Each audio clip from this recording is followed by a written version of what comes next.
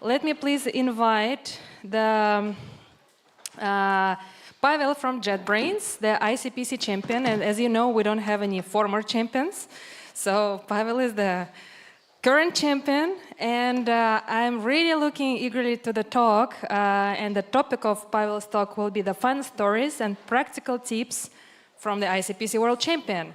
So hopefully, again, I will see some of you on this same stage in a few years, giving sharing your fun experience and tips with the future participants. So Pavel, thank you for joining us. And the floor is yours.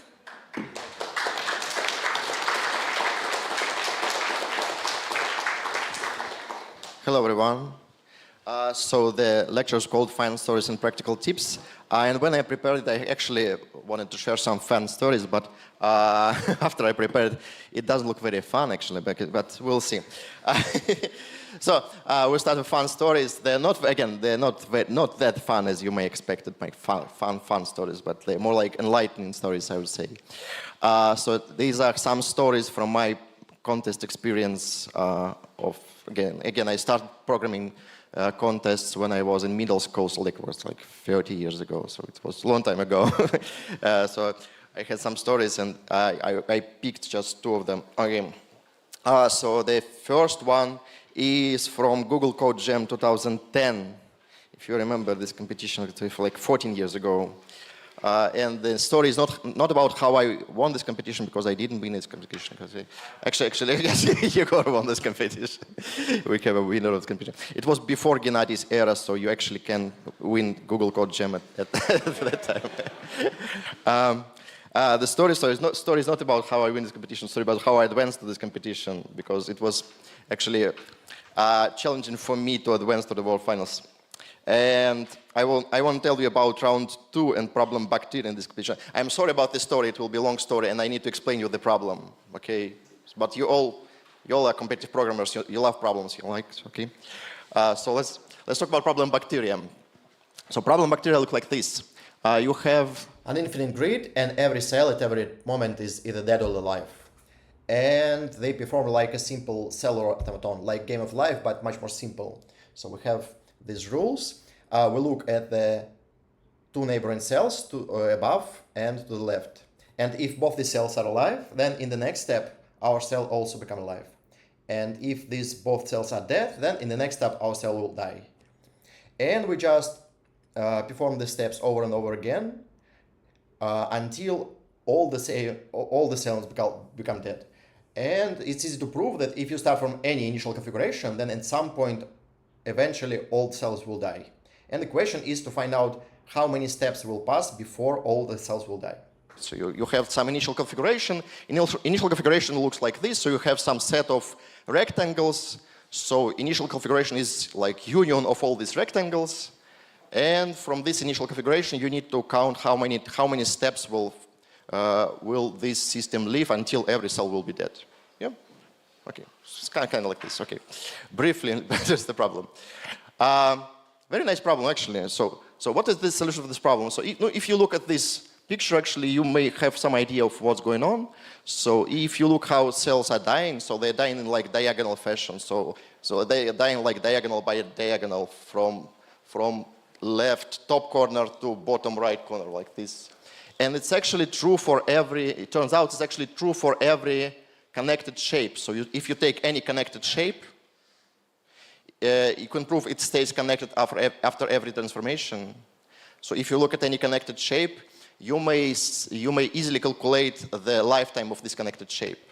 So it will start dying from this top left diagonal. So you can find this place, and it will end dying in the top or in the bottom right corner of the bounding box. Yeah. So you find this point, the difference of these 2 points will be your lifetime of this shape. And then you just split everything in connected components. For every connected components, you find its lifetime, find the maximum, ta-da, that's your solution. Yeah, kind of get it, yeah? Okay, so this is very, very clever, very nice solution for very nice and beautiful problem. Unfortunately, I wasn't that clever that day, so It happens. So I have no idea how to solve this problem, but I have 2 hours left for the competition. So what I've done instead, I simply simulate the whole process. So what I've done instead, I split my grid. So I compressed all the coordinates. So you build this uneven grid when every rectangle is either filled with bacteria or is empty. Yes? So every rectangle is completely alive or completely dead, something like this. Yeah? And then I try to simulate the whole process. How to simulate the process? No, if you look at every rectangle, so the life of each rectangle is very simple actually. So if you look at it, what will happen to rectangle? So you have some waves of these cells. So if the top left cell became alive, then at some point all the cells became alive like this. You have this wave of alive cells. And then the top left cell became dead, then you have like wave of the dead cells. So basically, to know what happened to any cell of this rectangle, you need to look at one cell. For example, if you look at the top left cell of the rectangle, and you remember all the events, so this is like lifetime of this cell. So if you know this if you remember these events when you change the state of this cell, you can deduce the lifetime of any cell. So any other cell of the same rectangle have the same basically life, but with some delay. Yeah, and this delay is like Manhattan distance. Yeah, that's what you can do. So for every rectangle, I produced this sequence of events, basically. And then you can build sequence of events for a rectangle by knowing rectangles on top and on the left. So when you want to build sequence of events for this cell C, you build sequence of events for cells A and B, and then use kind of 2 pointers method. So you need all these events, find all the points when you have 2 alive cells, when you have 2 alive cells, when you have a alive set here, when you have 2 dead cells, then you have dead cell here. So you make 2 pointers method, look like merging 2 sorted arrays. Okay. So you merge this arrays, produce this sequence, and so on. So, okay. This was brief explanation of my solution. Okay, I don't expect you to follow it completely with all details. I just want to show you that my solution is much, much harder than the intended solution. But it worked. Yeah. So basically what I've done in this problem, instead of taking a precision screwdriver and open the problem, I took my biggest hammer and just smashed it to the ground. And sometimes it works. So my first advice from this tip is sometimes it's okay to use a hammer. So if you believe you can solve the problem using the tools you have, just do it. So sometimes you have a problem that like you see that half of the teams from the contest solve this problem.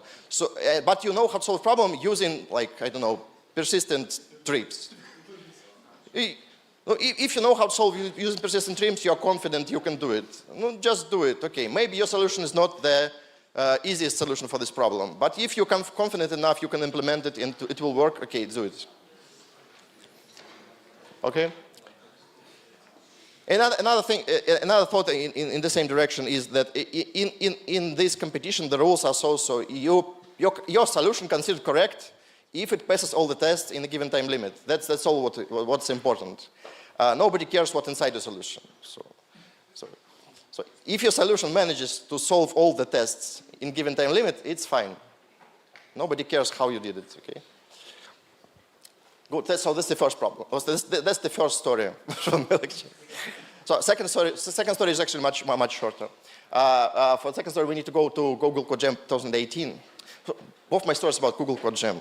It's very sad they shut down this competition. So obviously Gennady won this competition. So again, this story is not about how I won this competition, how I advanced the competition.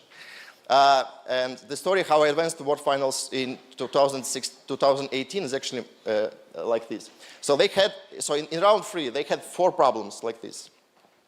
So first problem is a very simple problem. I don't remember the statement actually. Second is some kind of constructive graph problem. So you need to do something to do something. So it looks like normal graph problem. It's actually it's mathematical problems. And then we have problems C and D, and these are 2 geometry problems. Who hates geometry problems as much as I do? Okay. I personally hate geometry problems. But we have 2 of them in 4 problem contests. And they are the most expensive problems. So what I've done instead, so you have very safe option. You go problem B. Problem B look like nice graph problem. Okay, problem A is easy. Everybody solve problem A very fast. Okay. So you have 2 options. You can go to very nice graph problems, or you can go to very scary looking geometry problems. What would you do in this situation? Normal people will solve graph problems. But I see, when you see a scary problem, I see an opportunity, okay?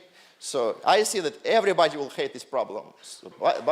So if I solve this problem, I may be advanced to the world finals. And that's what I done. So instead of solving nice looking problem B,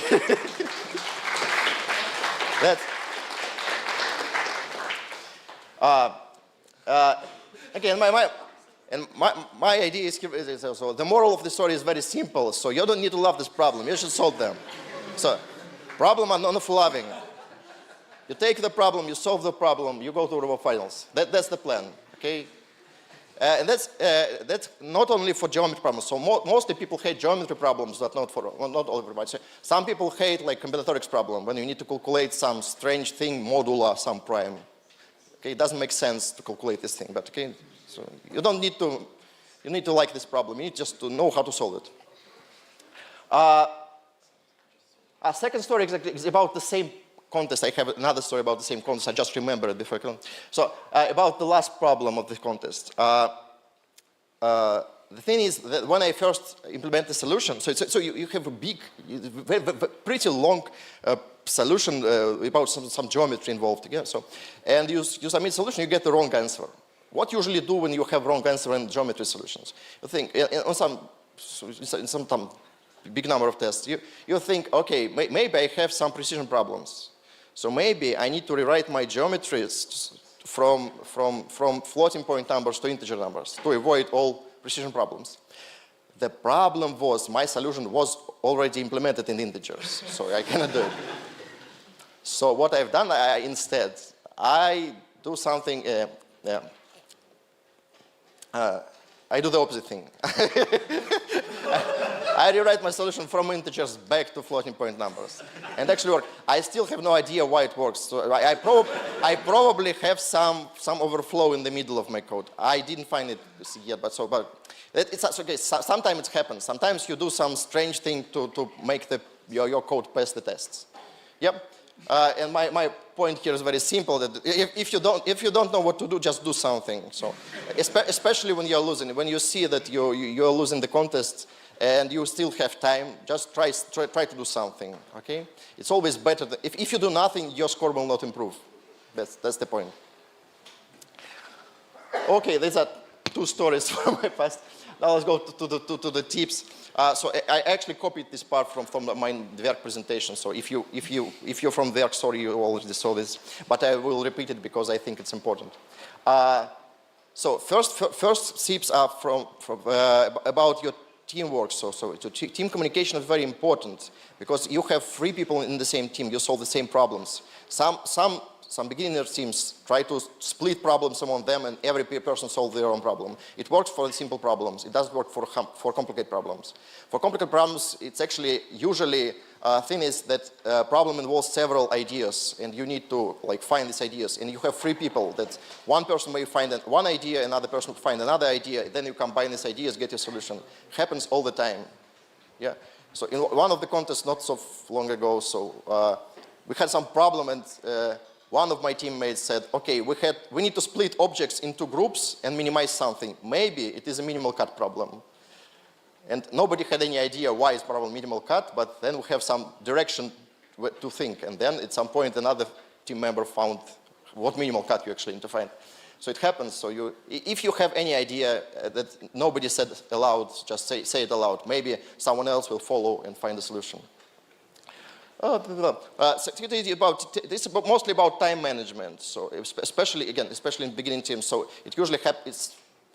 always happen, even in my teams, sometimes, that several people are thinking about the same solution for the same problem. Happens all the time. Just keep track of what everybody in your team is doing. So you know what problems are already solved, what problems are not solved, what you plan to solve, what you plan to do next, and so on. It's a very simple tip. So hard problems need a lot of time to solve. Yeah? So if you first spend all your time solving easy problems, then in the end you will end up with like half an hour and no idea about what the last problem was. So start doing it in the beginning. So start by reading all the problems first, and then your brain starts thinking about it in the background. Yeah. So maybe by the middle of the contest you have at least some ideas about what this problem is. Okay. Again, it's about time management. So again, you have a single computer for your team. It's very important to use it efficiently. So how to use computer efficiently? You basically have some priorities. Top one priority is to write the solution. So if you know how to solve some problem and you need time to implement your solution, that's usually the top one priority. Second priority is stress testing. I will tell about this every lecture. So stress testing is very important. If you don't do stress testing, start doing it now. So it's like one of the most important things in the programming competitions. So I will talk about stress. I have another slide about stress testing because it's that important. If you have no solution to implement and you have no solution to stress, then try to do something. You use your computer. If you have any hypothesis, if you think, okay, maybe solution always exists, or maybe solution always exists if number n is even, something like this. Yes, you think about maybe his hypothesis is true. Just check it. Just again, write a stress test for your hypothesis, not for your solution, for your hypothesis. Check if it is correct. Maybe it's not correct, so you're thinking in the wrong direction. Yeah? Okay, last is debugging. So try to not debug using the computer. Usually it's the least prioritized task. Usually you can do debug on the paper. If you have nothing to do on the computer, then you go debug on the computer. But okay, try to do something else, something more important. Stress testing. So stress testing is again very simple. I'll repeat it again. Stress testing is the most important part. So what you do, you have a solution, you have no idea why it doesn't work. So you send a solution, get a wrong answer, or you have runtime error, and you have no idea why. You have no test. When you have no test, you cannot debug. Okay? So what you do, you want to find the test when your solution doesn't work. So instead of just reading your problem or your solution over and over again, you may do a very simple thing. You write a very stupid solution. Try to make it as stupid as possible, so you don't make it. So I've done it several times when I have the same bug and stupid solution when it's a normal solution. Don't do it. Then you write some simple generator of the test. I usually do it in Python because it's faster for me. But you pick your own test. And then you just run your solutions over and over again, compare the results.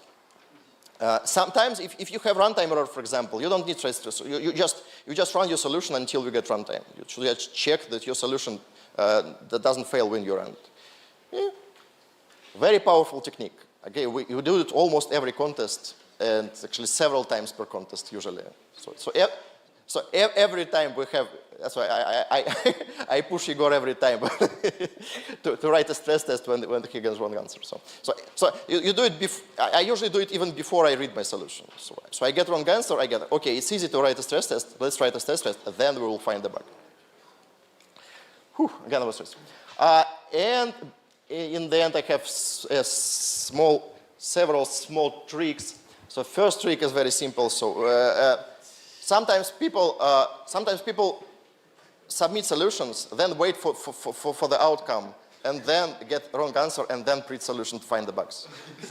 You can remove this 5-minute delay. So in the beginning of the contest, maybe less, in the end, maybe like 2 minutes, okay? But you don't need this delay. You submit a solution, immediately send it to printer. Yeah? If you get wrong answer, then you have to print out. Yeah.